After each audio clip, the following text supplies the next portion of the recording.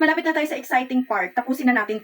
Tignan nyo naman kasi, kaya naman pala pinagkakaguluhan to dito sa TikTok. Kasi, $199 talaga to mabibili. Pero tignan nyo naman ngayon. Tignan nyo, binili ko talaga to $199.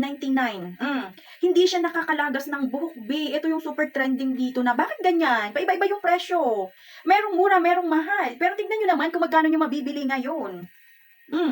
Hoy! Ayan siya ate, as in, tayong-tayo siya. Wala pa siyang mascara. Eto yung without, eto yung with. Ikaw na talaga ang humusgat na para bang mata sa mata magkakaintindihan na kayo. Eto, nilagyan ko ng mascara kasi since yung aking pilik mata is stubborn talaga yan. Pagka-curl mo, nag-i-straight na agad yan. Ganyan siya. Matigas talaga ulo niyan. Kaya nilagyan ko ng mascara, pero hindi sayang ang effort ng iyong mga curl. Will you marry me? Yes, I do. Pero para bang ikakasal ka na dyan, T.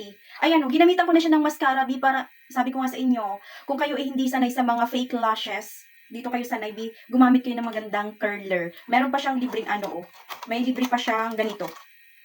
Di ba, buhay na buhay. Tapos gamitan nyo na din ng mascara. So, ito yung gamit ko. Ganda niyan. Super, tatagal yan ng mga 2 days sa akin. Ganyan siya. Hoy, 199 ha? Tignan nyo sa basket kung magkano nyo nakikita.